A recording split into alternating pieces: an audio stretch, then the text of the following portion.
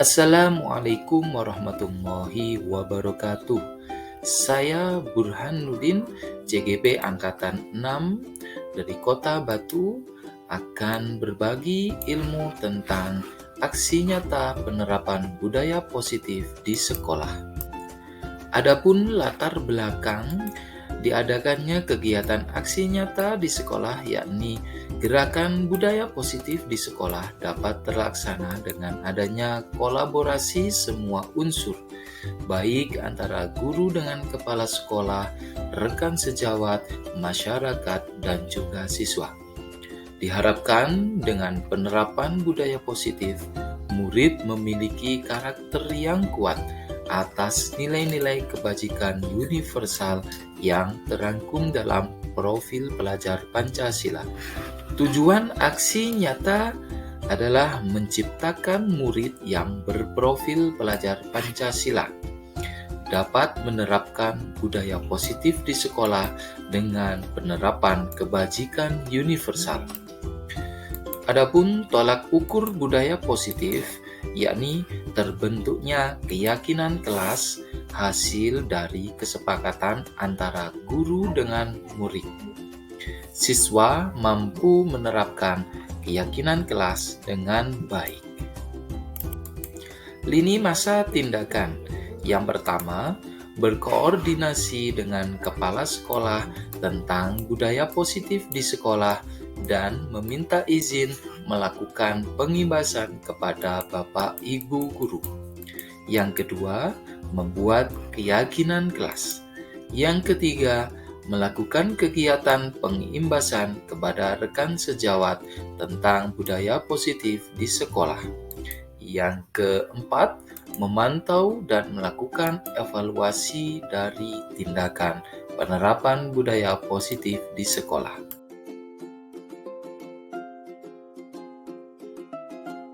Assalamualaikum warahmatullahi wabarakatuh. Waalaikumsalam warahmatullahi wabarakatuh. Salam bahagia Ibu Bapak Guru Hebat. Yang saya hormati Ibu Kepala Sekolah, Ibu Istiqomah SPD MPD. Yang saya hormati Bapak Ibu Dewan Guru SDN Bumiaji 02 Kota Batu. Yang saya hormati pula tenaga kependidikan SDN Bumiaji 02 Kota Batu. Puji syukur kehadirat Allah Subhanahu wa Ta'ala yang mana pada pagi hari ini kita diberikan kesehatan, kita diberikan kenikmatan untuk menikmati anugerah dari Allah Subhanahu wa Ta'ala dengan kita mencintai anak-anak mendidik dengan rasa ikhlas.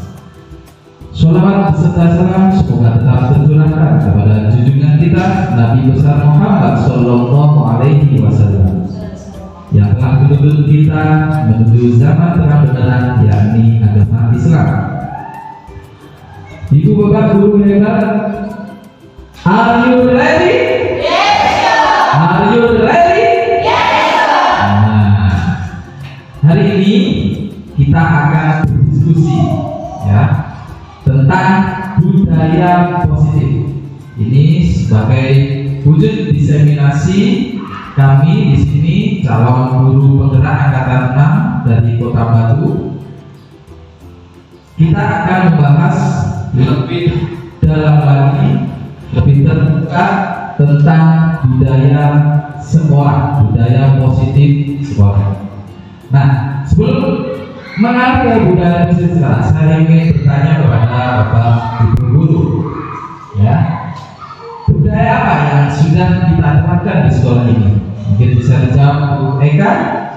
Budaya saling kepada guru setiap siswa dalam sekolah. Baik, terima kasih. Budaya saling ini sebagai senjata andalan kita ya di SM Bumiaji 02 tentang budaya saling dengan tujuan untuk saling menghargai antara guru dengan siswa, siswa dengan siswa, dan lain sebagainya.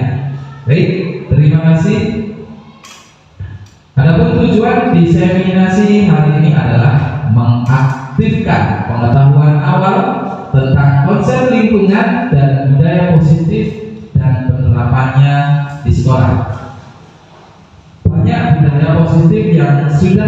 laksanakan di sekolah kita, akan tetapi perlu kita kaji secara lebih detail, lebih mendalam, agar apa yang sudah kita laksanakan nanti benar-benar mendapatkan efek yang sangat positif, utamanya untuk lingkungan sekolah. Nah, kita awali dari mulai diri Bapak Ibu guru, ya. Perhatikan contoh berikut. Kita ambil perbandingan dengan tumbuh-tumbuhan seorang petani. Kita ibaratkan guru itu sama seperti seorang petani. Jikalau petani itu menanam padi, maka petani itu akan bekerja ekstra. Bagaimana padi itu akan tumbuh menjadi padi, bukan jagung. Nah, sama halnya dengan guru. Nah, guru hendaknya harus bisa memupuk, memoles, ya, mencangkul. Apa yang dicangkul? Bukan muridnya bentuknya dicangkul, ya, sifatnya. Nah, ini yang perlu kita terapkan hari ini adalah bagaimana karakter, ya, kepribadian dari siswa kita, utamanya di SDN Bumiaji 02. Nah, kita ibaratkan diri kita ini seorang petani yang akan mendidik putra-putri kita hingga menghantarkan mereka menuju kebahagiaan dan keselamatan setinggi-tingginya. Itu menurut Ki Hajar Dewantara. Oke, kita lanjut. Nah, apa pentingnya menciptakan suasana positif di sekolah? Nah, coba Bapak Johan, nah, kira-kira apa? Pentingnya menciptakan suasana positif di sekolah, Pak, ya. Jadi untuk menumbuhkan sifat anak-anak mau belajar lebih giat. Betul. Menumbuhkan anak-anak belajar lebih giat. Nah, salah satu semangatnya giatnya. Mungkin ada lagi jawaban dari Ibu Mulan. Menumbuhkan karakter terbaik, ya. Semua jawaban dari Bapak Ibu guru hebat semuanya, ya. Jelas guru pasti menginginkan muridnya untuk jadi yang pribadi yang lebih baik. Gak ada guru itu yang pengen muridnya disiksa, muridnya dibodoh-bodohi, tidak ada. Nah, salah satu caranya adalah kita berkolaborasi bersama untuk menciptakan budaya positif. Next, selanjutnya. Nah, ini materi nanti yang akan kita bahas. Ada 6, ini 4, ya. Nanti ada lagi. Salah satu penerapan budaya positif di sekolah. Nah, itu kita awali dari bentuk disiplin positif dan nilai-nilai kebajikan universal. Nah, nanti akan kita bedah satu-satu. Teori motivasi, keyakinan kelas, kebutuhan dasar manusia, dan tak lupa nanti akan ada ini 5 posisi kontrol, dan terakhir segitiga restitusi, bukan prostitusi, ya. Nah, ini mulailah kita buka wacana baru, paradigma baru, ya. Bagaimana model kita mendisiplinkan siswa. Nah, ini yang akan nanti kita budayakan di sekolah, ya. Kalau dulu anak melanggar, ya, melanggarnya nggak karena PR, tapi hukumannya disuruh ngepel. Kira-kira baik atau buruk hal seperti ini? Pasti ada 2 kemungkinan, baik dan buruk. Bisa baik, bisa buruk. Nah, paradigma ini yang nanti akan kita sama-sama kita rubah bersama. Bagaimana kita memberikan kebebasan penuh kepada siswa-siswi kita untuk belajar, untuk mengambil risiko. Nah, ini yang jangan terjadi. Siswa sekolah mengambil risiko. Nah, ini yang nanti akan kita pola, ya. Baik, lanjut. Disiplin positif. Nah, ini Bapak Ibu guru yang harus kita tancapkan ulang. Disiplin.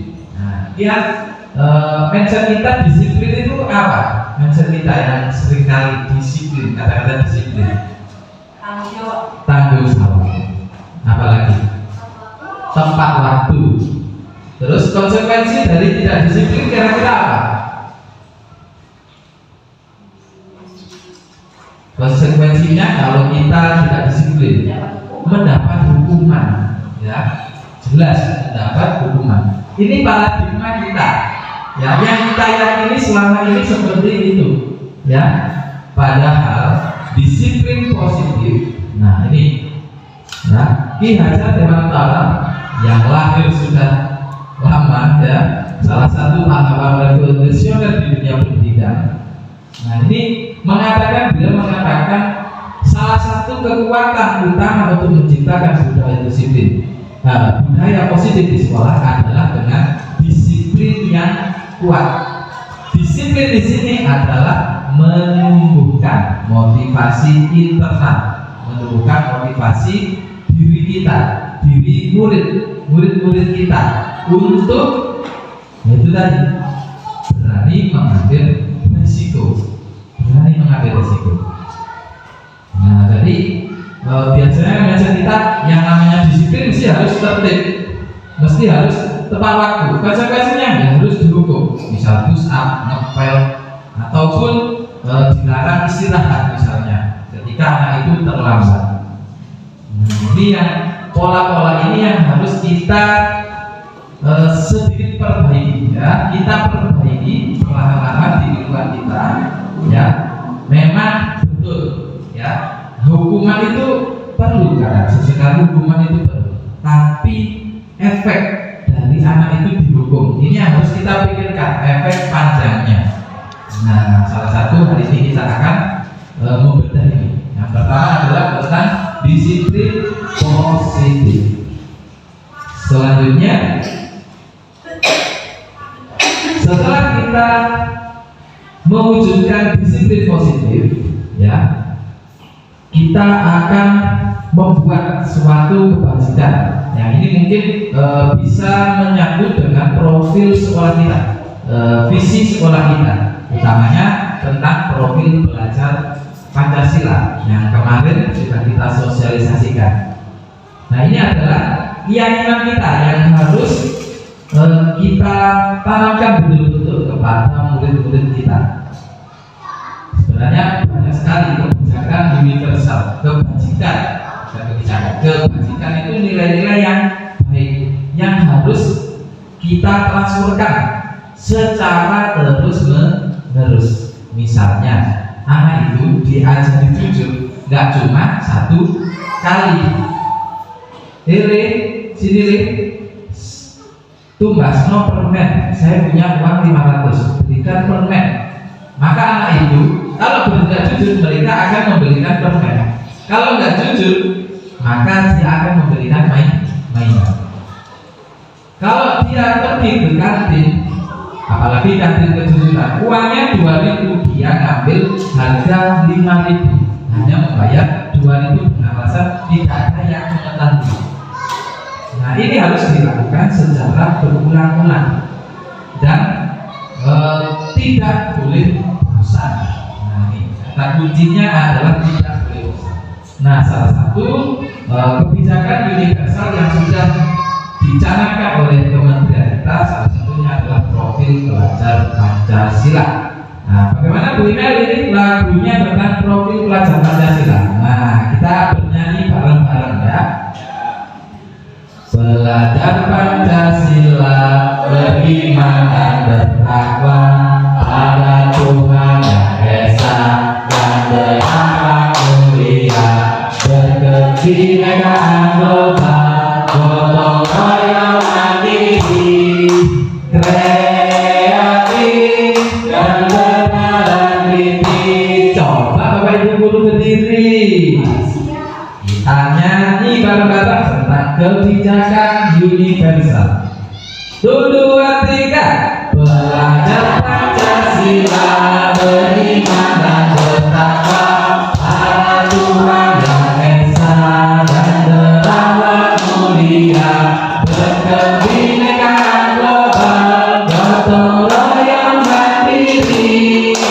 kreatif dan bernalar kritis, kreatif dan bernalar kritis. Terima kasih teman-teman. Nah, guru harus ceria, ya. Apapun masalah yang dibawa ketika berhadapan dengan murid, sudah standarnya kita harus selalu ceria, ya. Nah, ini salah satu kebijakan universal dengan mengajak anak-anak untuk intan, takwa, berakhlak mulia. Salah satunya tadi dengan kejujuran, saling menghargai, dan lain sebagainya. Berkebinekaan global, gotong royong, mandiri, kreatif, dan bernalar kritis. Nah, ini. Lanjut. Setelah tadi disiplin positif, kebajikan, kebajikan universal, selanjutnya adalah dengan teori motivasi. Nah, ini yang perlu ibu bapak pahami betul. Jadi menurut dia ada dosen dalam bukunya Reslan During School Discipline. Nah, maaf ya ini ya. Bahwasannya ya, menurut peneliti ini ada 3 kebutuhan manusia. Nah, yang pertama adalah untuk menghindari ketidaknyamanan atau hukuman. Nah, ini yang perlu kita tanamkan betul kepada diri kita, bahwasanya kita dalam menghadapi murid, kita harus tahu murid ini pasti punya kebutuhan, ya, untuk menghindari ketidaknyamanan atau hukuman. Yang kedua, untuk mendapatkan imbalan atau penghargaan dari orang lain. Dan yang ketiga, untuk menjadi orang yang mereka inginkan dan menghargai diri sendiri dengan nilai-nilai yang diyakini. Nah, ini maksudnya yang pertama, untuk menghindari ketidaknyamanan atau hukuman. Ini biasanya siswa-siswi kita itu sudah tahu kalau misalnya mencuri itu perbuatannya jelek, mencuri itu yang jelek. Tetapi anak itu enggan untuk mengingatkan kepada teman-temannya kalau dia tahu bahwasanya ada temannya itu yang mau mencuri. Nah, dengan mereka menghindari resiko-resiko seperti ini menurut penelitian, anak itu akan kedepannya kurang percaya diri. Terus lampu tilang, sepeda kita kan harus pakai helm. Ya, kita tahu helm itu untuk apa sebenarnya? Melindungi, ya. Tapi anak itu tidak memakai helm. Apa yang terjadi? Ketika satu, nah bocor. Terus orang polisi ditangkap, ditilang. Nah, anak yang seperti ini, ya, anak yang seperti ini bisa jadi anak itu bukannya enggan atau enggak nyaman dengan hukuman, bisa loh hasilnya hukuman, tapi mereka pengen menjajal, biasanya seperti itu, pengen menjajal. Ya apa sih rasanya tiba, ya apa sih rasanya pisau. Tapi biasanya kita sering mengingatkan apa? Nah, biasanya kita nah jangan mainan pisau, kan seperti itu. Jangan mainan pisau. Dengan kata-kata jangan, maka itu di memorinya ke depan mereka akan menganggap ini sesuatu yang buruk ini, nggak boleh. Nah, harusnya apa? Kita kasih pengertian. Nah, pisau ini loh, fungsinya untuk ngiris-ngiris. Pisau ini tajam. Nah, kalau ini mengenai kulit kita, maka yang terjadi kulitnya akan sobek. Wong sayur saja sobek. Nah, dengan kasih pengertian ini, maka mereka akan tahu, oh ternyata ini. Yang kedua, untuk mendapatkan imbalan atau penghargaan.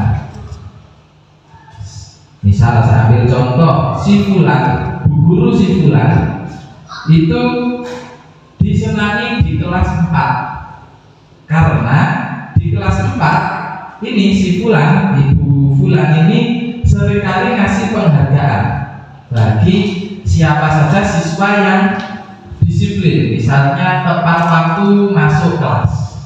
Nah, dengan masuk tepat waktu kelas dikasih poin atau stiker bintang 5, bintang 9. Suatu hari Bu Fulan ini nggak masuk, digantilah oleh Pak Hindun misalnya, ya, atau Pak Hindun ya. Hindun ini laki-laki atau perempuan ya? Perempuan ya Hindun ya. Pak Ahmad ya. Nah, jadi Pak Ahmad. Nah, ketika Pak Ahmad masuk ke dalam kelas, anak itu akan berubah.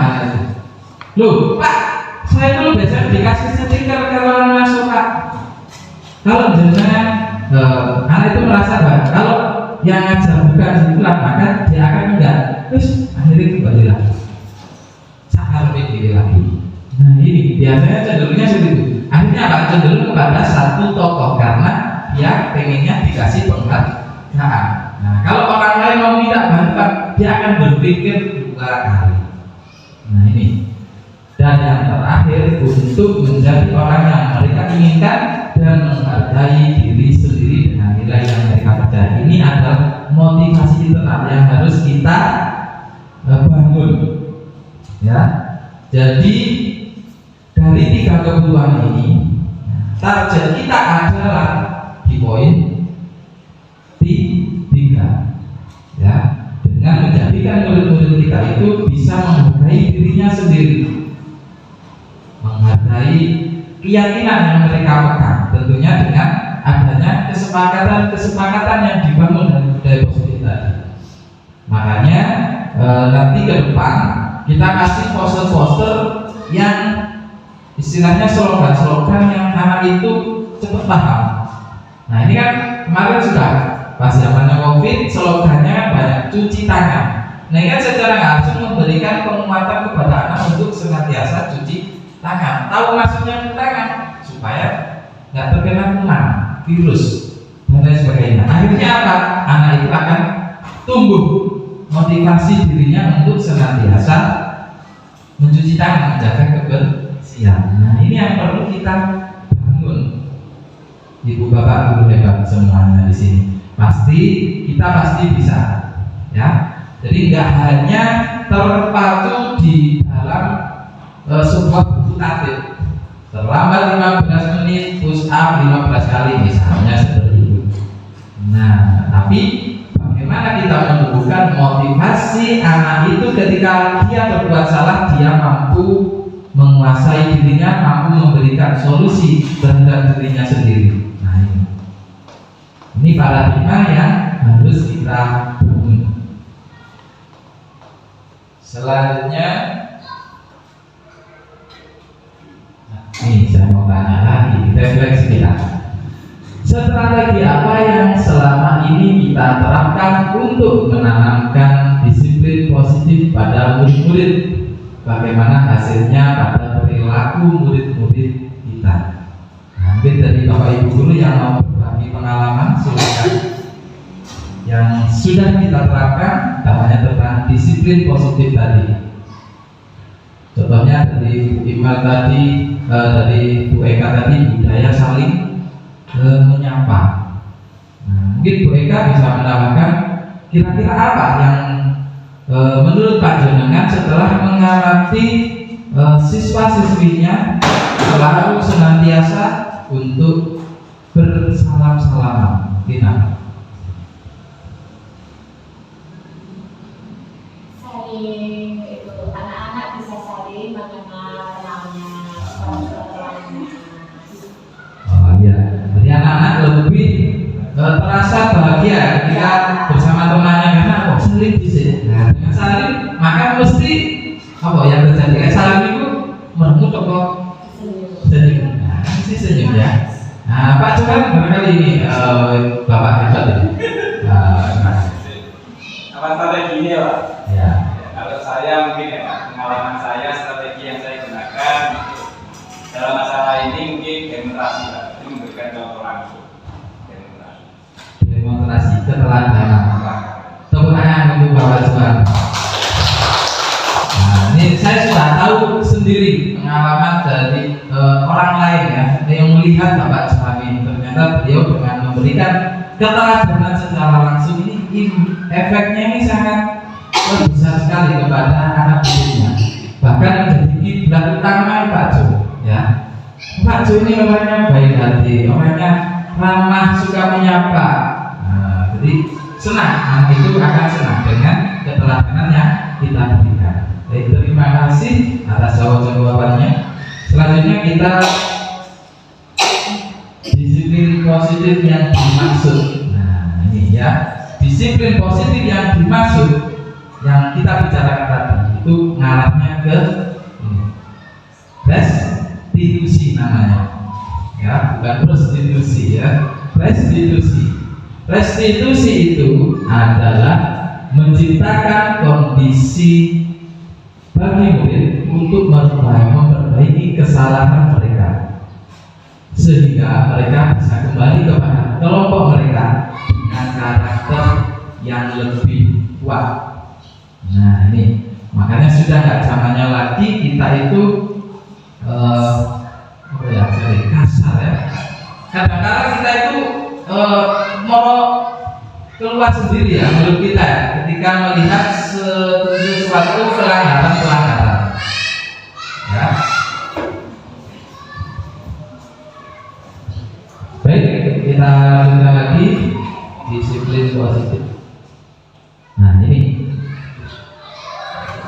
sebelum ke arah restitusi tadi ya, kita harus bisa mengenalkan keyakinan dulu kepada murid-murid kita.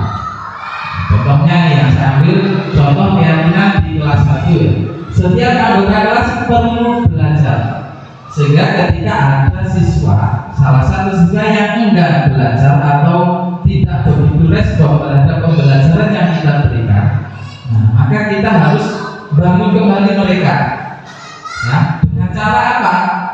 Bukan malah mengacuhkan. Nah, ini banyak sekali terjadi, karena misalnya kasus satu ya, saya guru matematika. Ketika saya mengajarkan matematika, ada salah satu siswa yang kurang antusias dalam pembelajaran matematika. Dia enggan-engganan ya, buat alasan nggak ngerti ya, kita nggak tahu. Dan setelah kita tanya, hei Anita, misalnya namanya Anita, coba jawab pertanyaan dari bapak ini. Anak itu langsung kayak gugup, tekan, gugup ya. Setelah didekati lagi, ayo Anita, dia semakin gugup. Akhirnya karena bingung, sehingga tasnya dijatuhkan misalnya. Ono bekali sih apa jenenge klutuk ya, tumpah. Nah, seluruh siswa tertawa. Wah, mek ngono tok gak iso diguyu. Nah, apa sikap kita sebagai guru? Apa kita membiarkan? Seringkali kita ya itu ya, membiarkan dari wes anak diam, mari kayak gitu toh. Sudah diam. Baik, siapa lagi yang mau melanjutkan? Anak itu akhirnya nggak tidak lanjuti, ya kan? Seringkali. Mungkin bapak ibu hebat ya jarang ya. Tapi saya sering seperti itu kadang kala pernah ya. Jadi kayak mau refleks saja. Nah, padahal itu butuh servisan, butuh diservis dengan cara didekati. Nah, ini restitusi tadi sangat berguna. Bagaimana membangkitkan anak itu untuk bangkit lagi di kelompok E. Di kelompok E dengan karakter yang lebih kuat. Dan isinya nggak gagap misalnya. Makanya nggak ada istilah anak itu minder. Yang ada anak itu kadang perlu kurang bantuan, entah itu pendekatan kita atau di rumahnya. Nah, ini banyak sekali faktor yang terjadi ya, faktor yang mempengaruhi gitu. Keyakinan keras. Nah ini perlu ya. Jadi syukur-syukur nanti ke depan, misalnya di WK ini di kelasnya, nah ini poster daftar kehadiran. Nah, ini bisa juga ditambahkan ya, selain daftar kehadiran, itu dikasih keyakinan kelas dengan kata-kata yang lebih mudah anak itu untuk mengingat. Misalnya setiap anggota kelas perlu semangat, perlu saling menghargai. Nah, ketika anak butuh nih, ayo, mari kita sudah punya kesepakatan apa? Oh iya, saling menghargai. Anak itu maka akan merasa tidak diisi-isi merayu, karena dia sudah tahu sendiri konsekuensinya. Oh iya, kita harus diajari saling menghargai. Jadi enggak asal menjudgment anak. Nah, itu. Nah, ini menurut penelitian, ya, anak itu ke depan akan berubah pola pikirnya. Anak yang seperti ini. Kita lanjut, kebutuhan dasar manusia. Nah, ini ya, Ibu Ulan. Nah, ini silakan nanti Bapak Ibu untuk bersuara. Ya. Ibu Ulan, guru wali kelas 4 di SD S2, sedang bingung menghadapi ulah salah satu murid di kelasnya. Ya, katakannya Doni namanya. Ya, namanya Doni. Beberapa anak di kelas 4 telah datang padanya dan mengeluhkan Doni yang seringkali meminta beliau makan siang mereka dengan paksa. Jika Anda menghadapi situasi seperti bulan, apa yang akan Anda lakukan? Menurut Anda kira-kira apa alasan Doni melakukan hal itu? Saya kasih waktu 1 menit untuk berpikir, kemudian nanti silakan mengutarakan.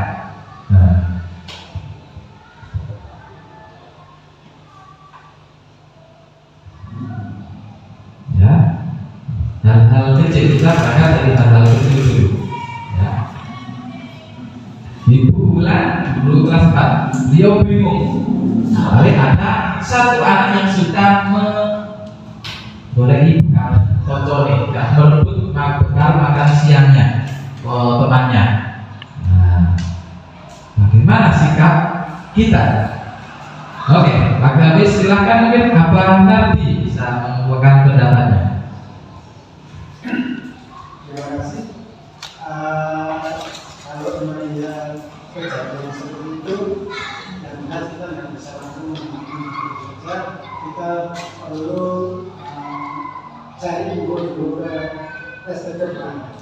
Kenapa dia kok sampai meminta kepada mungkin juga karena di rumahnya. Tapi kalau misalnya di rumahnya sebenarnya dia punya, berarti memang dia ada kenakalan lah.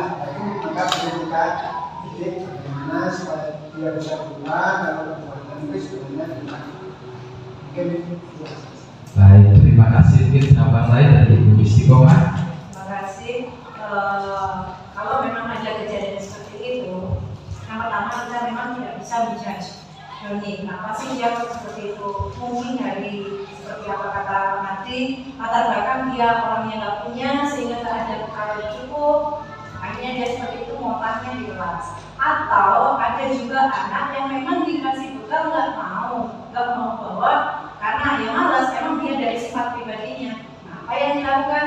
Kita selalu mengulang menunjukkan secara pribadi di depan kelas apa alasan Doni seperti itu. Tetapi secara keseluruhan di kelas kita juga tidak bisa memojokkan Doni. Kita bisa memberikan pengertian ke teman. Tidak ada salahnya kalau kita ini berbagi ke teman seperti itu. Terima kasih. Semuanya salah satu pihak saling membantu. Betul, terima kasih. Ini jawaban lagi dari Ibu Imelda yang sudah punya ancang-ancang jawaban. Ya, silakan diutarakan. Pakai mic nggak apa-apa. Sebenarnya jawaban saya hampir sama dengan Abasin dan Ibu Is, sama, yaitu yang pertama saya tanyakan dulu kepada Doni, kenapa sih kok kamu seperti itu? Bukannya kamu membawa sendiri misalnya, atau mungkin memang tadi disebutkan anaknya memang tidak pernah membawa bekal sehingga pengen bekal temannya, ditanya dulu kenapa, ada apa. Terus yang kedua, kalau memang dia sudah bawa bekal, bisa jadi memang bekal yang dibawa itu dia nggak suka, tapi dipaksakan oleh orang tuanya misalnya gitu. Nah, kemudian saya setuju sekali dengan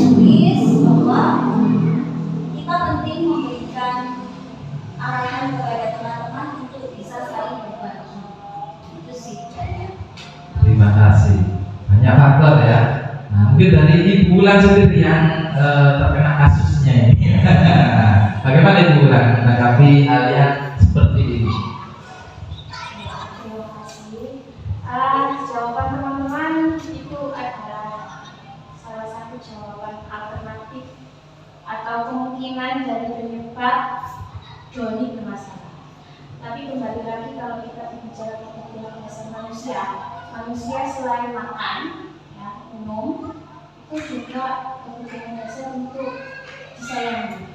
Nah, kemungkinan bisa saja faktor yang membagi teman-teman salah satu poin atau beberapa poin yang perlu dilakukan adalah dia kemungkinan kepingin disayang. Jadi dia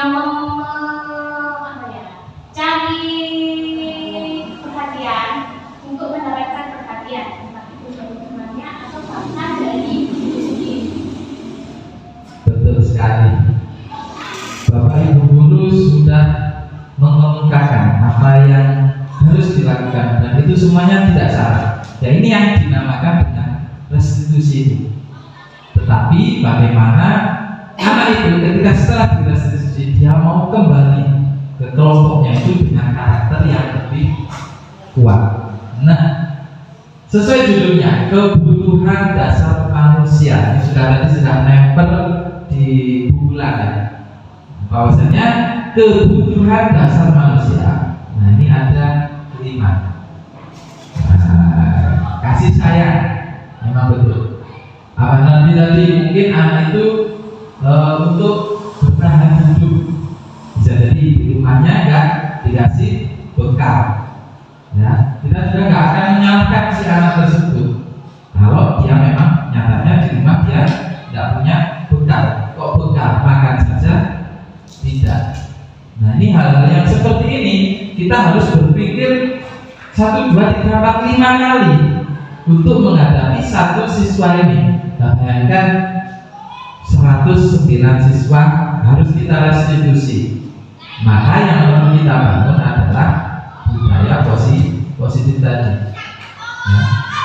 Dengan kita memberikan contoh, kemudian kita memberikan keyakinan kelas, ini perlu. Ya. Ada peraturan yang tertulis dan tidak tertulis. Nah ini sangat perlu, yang tidak tertulis ini juga perlu. Salah satunya adalah keyakinan tadi. Ya. 5 kebutuhan dasar manusia. Itu salah satunya kebutuhan bertahan hidup. Kebutuhan kasih sayang. Bisa jadi Doni itu perlu ya dikasih perhatian oleh kita, oleh teman-temannya. Kebebasan, dia ingin mengaplikasikan dirinya sebebas mungkin walaupun caranya yang salah. Nah, bisa jadi cukup TP koconi sik tanpa ngomong-ngomong langsung nyaut. Nah, maka temannya kan langsung ngaruh otomatis. Nah ini karena dia pengen ngetes temannya, nah, kebebasan, kesenangan juga, ya. Kemudian merasa diterima. Nah, istilahnya apa? Caper, nah, cari perhatian, nah, cari perhatian. Nah ini kita harus berpikir 1, 2, 3, 5 kali ya untuk menjas anak ini. Jadi nggak semata-mata dia mengambil hak orang lain langsung saja kamu tak melaporkan polisi. Nah ini katakanlah sering ya terjadi ya kita di dunia pendidikan ada guru jewer muridnya, orang tuanya sudah nggak terima tanpa berpikir ulang orang tuanya itu yes, pokoknya belani anak ini. Ini ya, 5 kebutuhan dasar manusia. Nah sekarang saya mau tanya dari kasus Doni tadi ya, kira-kira kita ini biasanya di model berapa posisi kita, kontrol kita? Ini dari WK, biasanya WK posisi kontrolnya ada di mana kalau sudah seperti ini? Melihat konteksnya tadi. Teman, nah, teman berarti melindungi Dan mengarahkan, melindungi dan mengarahkan. Mungkin dari Pak Johan, posisinya ada di mana? Saya sebenarnya sudah teman ya. Dicodohi ya. Dicodohi. Nggak langsung dihukum ya. Mana dong pusat 100 kali. Itu tambahannya. Nah, itu ya. Kemudian apakah mungkin posisinya di mana kalau melihat hal seperti itu? Saya rasa sama dengan pemerintah, karena kalau misalnya di poin 1 misalnya mendukung itu kan tidak ada hubungan dengan apa tadi? Apa? Istilah apa? Restitusi. Karena sifatnya mendukung. Tapi kalau yang di teman tadi itu kan bisa menyelesaikan permasalahan. Itu arahnya ke restitusi. Nah, gitu. Terima kasih ya. Banyak teman ya. Suara terbanyak teman. Panjenengan mana panjenengan? Kalau saya lebih 2 ya. Oh, boleh. 4 sama 5. 4 sama 5. Bagaimana pemantau? Mantap itu. Dipantau dulu. Apa sekali yang laki-laki itu kalau berdua tadi ada apa dengan dia? Tindakannya apa benar? Setelah itu manajer. Apa yang bisa kita lakukan? Selaku kita sebenarnya bukan keseluruhan. Kenapa kita hanya fasilitator ya? Tapi manajer mengarahkan dia. Terima kasih. Apa yang jawaban dari Bapak Ibu dulu semuanya nggak ada yang salah. Ya, mau bukti pendukung, merasa bersalah teman, pemantau, manajer, tidak ada yang salah. Tetapi dalam konteks budaya positif, kita harusnya menempatkan di 4 dan 5. Nah, persis yang dikatakan oleh Ibu Istiqomah, pemantau atau di manajer. Ya. Teman itu terkadang, nah ini hasil penelitian ya, teman itu karena itu merasa lebih aman memang. Ketika kasus Doni tadi ya, kita dekati Doni, nah, kenapa kamu kok sampai ngambil bekalnya teman? Saya tidak sarapan Pak, saya di rumah nggak ada, saya pengen senang-senang saja Pak, bisa aja sama seperti itu. Nah maka kalau posisi teman itu cenderung menyelamatkan mereka. Ya sudah Doni, lain kali jangan ngambil ya. Bapak ampuni sekali ini aja. Nah, dampaknya apa? Anak itu malah cenderung pada satu orang tersebut, satu guru yang mendampingi. Kalau misalnya ya dia punya masalah baru lagi, bertemu dengan sosok guru yang lain yang sifatnya menghukum, anak itu akan ya muntah, jelas betul ya, muntah, dia akan punya rasa mendendam. Nah, maka kita harus berada di posisi manajer, nah, mendekati, diajak ngomong, kita sebagai fasilitator, betul ya. Ini lanjut. Nah ini contoh kasus lagi. Nah, ini Jun kelas 6 ini, Jun kelas 6, bukan kelas 4 ya, kelas 6, Jun kelas 6 ini ya. Contoh kasus. Nah, kayak enak ya, kita langsung contoh kasus itu lebih enak daripada sekedar langsung berteori ya. Jun datang terlambat ke sekolah. Kalau jawabannya di penghukum, kira-kira apa yang terjadi? Kalau kita penghukum,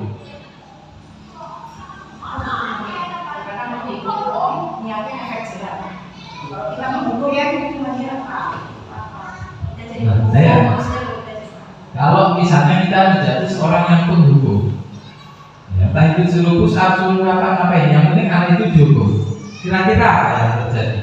Izinnya ini. Terlambat lagi, hukumannya lebih besar lagi. Nah, terus terlambat lagi, lebih besar lagi, terlambat lagi.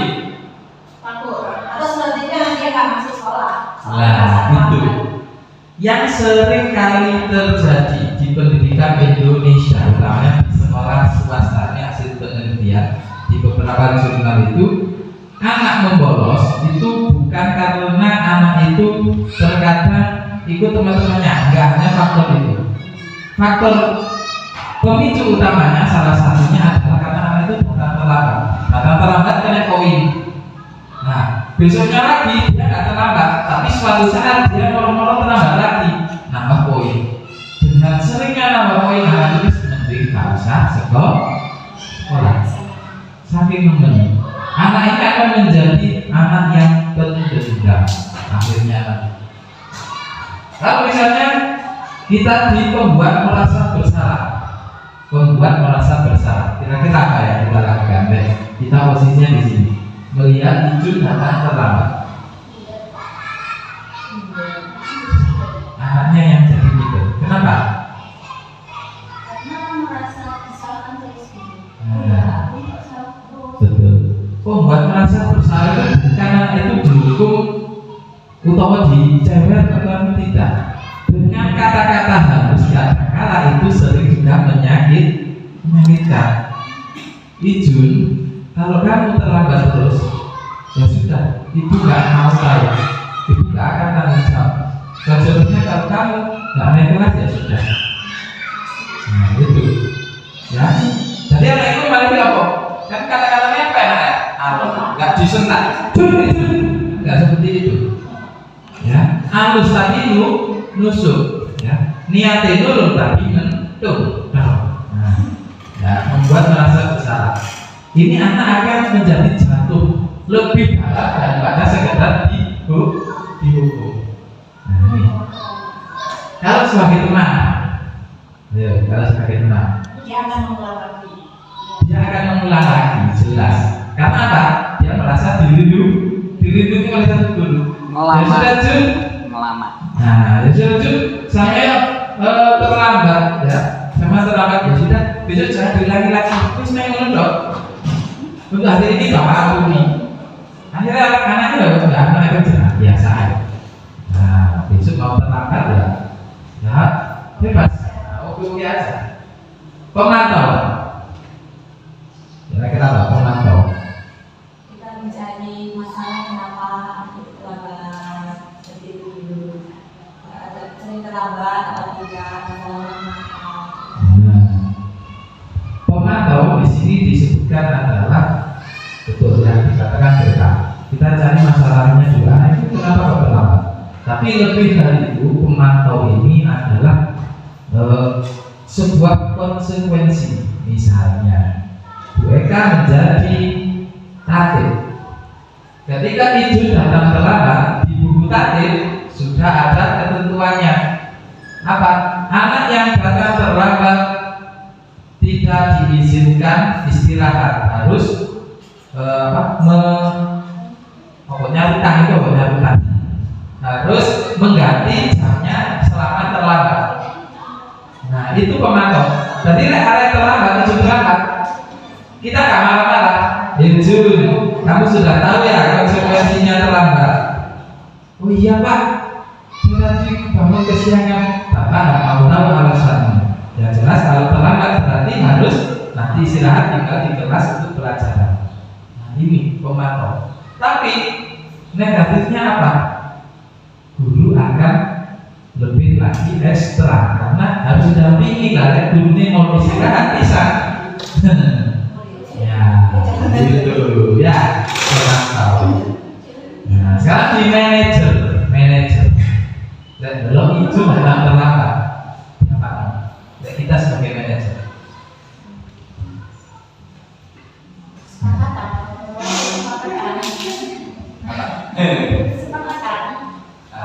Bulan silakan. Membuat kesepakatan. Bentuk kesepakatannya bagaimana? Kalau kamu terlambat, kira-kira apa yang harus kamu lakukan? Baik. Kemudian akhirnya si Jun ngomong apa ketika di itu? Benar ada kesepakatan. Iya, kesepakatan. Oke. Kamu mau minta berupa konsekuensi apa jika terlambat? Karena terlambat itu kan tidak baik. Betul. Berarti ini secara tidak langsung anak itu akan tumbuh solusi dari dalam diri, solusi intrinsik, caranya intrinsik. Atau yang tadi dimaksud oleh Ki Hajar Dewantara, motivasi intrinsik ini yang harus dimunculkan anak itu. Jadi ketika Ijun datang terlambat, maka solusinya harus datang dari Ijun. Sambil contoh misalnya, kita dekati. Ya. Jun, kenapa kok kami terlambat? Saya tadi malam main HP Pak. Oh gitu, main HP. Tidak apa-apa, main HP tidak dilarang. Bapak dulu juga sering main HP sampai malam, tapi Bapak nggak pernah terlambat. Nah sekarang kalau Ijun terlambat, bagaimana solusinya Ijun? Ya, saya nggak main HP Pak, malam sampai malam-malam. Oke, baik, saya terima sarannya dari sampean. Apakah besok sama akan mengulang? Tidak Pak, saya yakin. Nah, dengan hal seperti itu, besoknya dia nggak akan terlambat. Saya nggak terlambat. Tadi malam main HP, ya Pak main HP, tapi nggak sampai terlalu malam. Nah, ini solusinya tunggu dari dirinya sendiri untuk memperbaiki kesalahannya. Nah ini, jadi nggak asal kita buat peraturan anak terlambat sudah push up. Nah ini bagus juga, tapi konsekuensi nanti di akhir, nah ini yang perlu kita pikirkan. Makanya kita setidaknya berada di posisi manajer. Pemantau itu boleh, karena pemantau itu sudah ada kesepakatan awal, itu pemantau. Kalau manajer kita lebih lagi meyakinkan anak itu untuk serahnya menumbuhkan motivasi solusi atas kesalahan yang diterimanya. Nah, ini salah satu budaya positif yang harus diterapkan di sekolah. Nah, ini ya. Mana nih Bapak Ibu guru siap berubah? Siap berubah? Siap. Are you ready? Yes, sir. Nah, itu ya. Kita sama-sama ya, sama-sama berubah. Nah, ini yang kita di penghujungnya, yakni tentang restitusi segitiga. Kalian, segitiga restitusi. Cara kita menjadi manajer ini ono tahap-tahapan ini. Ya, nggak asal kita ngomong, kita fasilitator tidak, tapi ada tahapannya. Dimulai dari mana? Dimulai dari menstabilkan identitas. Larinya kemana? Pakai sini. Larinya ke balikan arah berusaha, validasi tindakan yang salah hingga akhirnya menanyakan keyakinan. Nah, kita ambil contoh hijau tadi ya. Nah, menstabilkan identitas, nggak langsung menyalahkan hijau. Setiap orang pasti pernah berbuat kesalahan. Kamu bukan satu-satunya yang pernah melakukan perbuatan ini. Nah, jadi nggak langsung menjas. Oh ini Jun terlambat mani. Tidak, ya. Jun, Bapak dulu juga sering terlambat. Ketika seusia sama yang dulu, tapi Bapak langsung berubah. Berubahnya apa? Bapak tidak lagi tidur begadang. Ketika waktunya belajar, Bapak belajar, Bapak tidur, Bapak tidur. Nah ini dengan menstabilkan dulu, distabilkan, nggak langsung dijelongok. Nah, setelah itu divalidasi tindakan yang salah tadi. Kamu tentu punya alasan kenapa melakukan itu. Kan ditakoi alasannya. Kenapa Jun kamu sampai datang terlambat? Nah, ternyata saya datang terlambat main HP. Nah, seperti itu. Adakah cara yang efektif untuk mendapatkan apa yang kamu butuhkan? Diajak ngomong. Nah, ini yang sulit ya. Kita jarang sekali ya ngobrol dengan anak. Kok anaknya orang siswa ya? Nah, sendiri pernah nggak kita ngomongin seperti itu? Pernah? Sering ya? Nah, sering. Alhamdulillah kalau sering ya. Berarti perhatiannya sangat optimal. Nah, ya itu ya. Nah, setelah divalidasi tindakan, maka anak itu akan ditanyakan keyakinannya. Perubahannya itu apa? Ya, keyakinan kelas apa yang telah disepakati misalnya tadi di sekolah, saling menghargai ketika ada anaknya terlambat, murid-murid juga dilarang untuk apa caranya? Terlambat mana? Nah, membuli akhirnya nanti. Nah ini ya paradigma seperti ini yang harus kita bangun ya. Kamu ingin menjadi orang seperti apa? Nah, saya pengen jadi tentara. Nah, tentara itu setiap pagi olahraga loh. Ya, baik Pak. Itu saya bangun pagi langsung olahraga. Nah, dia akan meniru sosok-sosok orang yang jadi panutannya. Nah, maka ini yang disebut motivasi intrinsik dari budaya positif. Baik, terima kasih. Ini ada pertanyaan mungkin yang perlu kita bagi pada diskusi hari ini. Monggo, kalau ada pertanyaan. Ayo. Tanya Pak, Oke, siap. situ adanya keyakinan kelas, apakah sama tujuannya dengan kesepakatan kelas? Terus siapa yang membuat kesepakatan kelas? Oke, keyakinan dengan kesepakatan. Beda apa sama? Keyakinan dengan kesepakatan. Beda ya. Kalau kesepakatan itu, Dua belah pihak sudah berjanji. nah ya, ono transaksi ya, transaksi. Kalau keyakinan itu Masing-masing. tumbuh. Nah, internal tumbuh. Nah, lantas bagaimana dengan kesepakatan kelas yang dibangun? Ini harus saling berkaitan. Jadi intinya nanti Bapak Ibu itu ketika masuk kelas, utamanya sebelum pembelajaran itu kita kasih semacam kesepakatan. Biasanya kita bekerja itu disodori kontrak ya, disodori kontrak sama, sebenarnya sama. Tetapi kesepakatan itu bukan datang dari gurunya dewi, nah bukan dari gurunya dewi. Ayo anak-anak ya, kesepakatan kita harus saling menghargai. Saya pikir guru nih, kalau disosialisasikan siswa nih, bukan seperti itu, ya. Tetapi mengajak siswa untuk berpikir dengan cara apa? Kita rangsang anak-anak, ya. Biasanya ibu amati kalian di sekolah itu seringkali membanding-bandingkan temannya. Nah, bagaimana cara kita menghadapi situasi seperti itu? Lupa, kudu saling menghargai Pak. Baik, ya, pertanyaan dari siswa. Baik, Bapak tulis ya, kesepakatan kita ya. Berani Pak. Oke, saling menghargai. Nah itu. Jadi tantangannya dari mereka. Nah mereka ngomongkan dari motivasi di dirinya. Jadi nggak sekedar paten bisa. Kita kan umumnya di sekolah kan paten ya. Jadi kita paten nggak ada ya. Ya orang. Nah, apa mana di SMA? Saya dulu ngajar di IMAN, ya. Di Alia itu poin-poinan.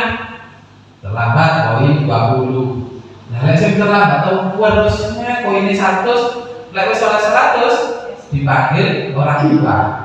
Anak itu malah berpikir gini, nah, saya kurang dulu, saya bolong.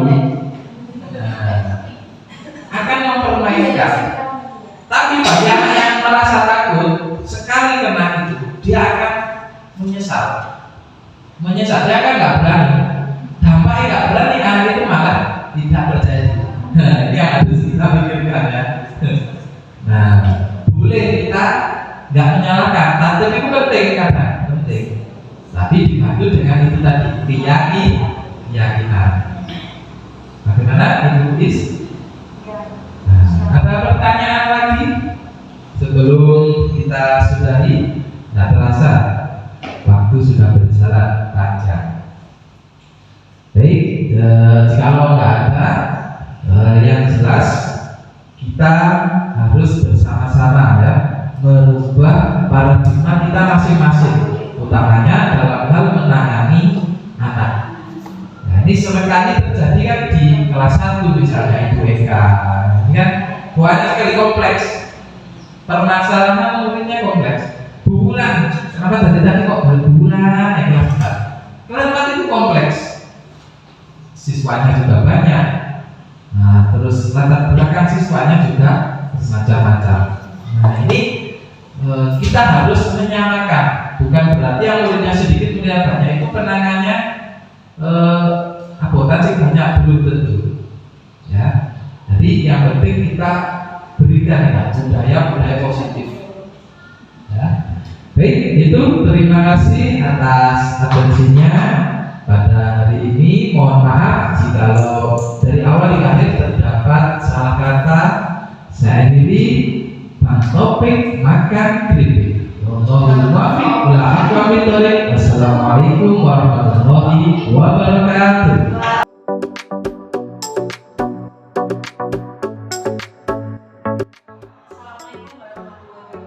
Terima kasih. Di sini saya diberi kesempatan memberikan beberapa kata untuk testimoni, di mana dengan adanya kegiatan penyelenggaraan diseminasi ini memberikan efek positif dan salah satu pembiasan praktek baik dari calon guru penggerak ini.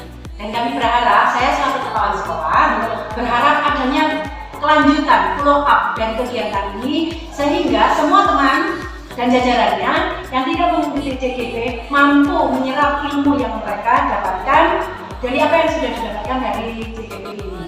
Saran kami, kegiatan ini tidak berhenti di sini. Kegiatan ini ada berkelanjutannya secara kontinu sehingga bisa berbagi praktek baik. Terima kasih. Cukup sekian. Assalamualaikum warahmatullahi wabarakatuh. Terima kasih dari penjelasan dari Pak Burhan tadi, saya banyak sekali mendapat ilmu-ilmu tambahan tentang budaya positif yang harus kita tingkatkan saat kita menjadi seorang guru di sebuah sekolah dasar. Antara lain, budaya positif bisa meningkatkan motivasi anak untuk semangat belajar, dapat meningkatkan kerukunan sesama murid, meningkatkan kerukunan sesama antar guru, siswa, dan warga masyarakat sekitar. Wassalamualaikum warahmatullahi wabarakatuh. Assalamualaikum warahmatullahi wabarakatuh. Terima kasih atas informasi dan ilmu yang sudah diberikan dengan kami di SPD ini. Semoga ilmu tentang budaya positif bisa bermanfaat di sekolah kami dan kelasnya di kelas saya. Terima kasih. Terima kasih, ini tadi sudah atas berbaginya ilmu dari rekan kami Saudara Burhanuddin. Semoga ilmu yang diberikan bermanfaat untuk sekolah kami, juga untuk anak-anak kelas SDN Bumiaji 2. Semoga Bapak Burhan juga semakin mantap, kedepannya semakin oke. Terima kasih.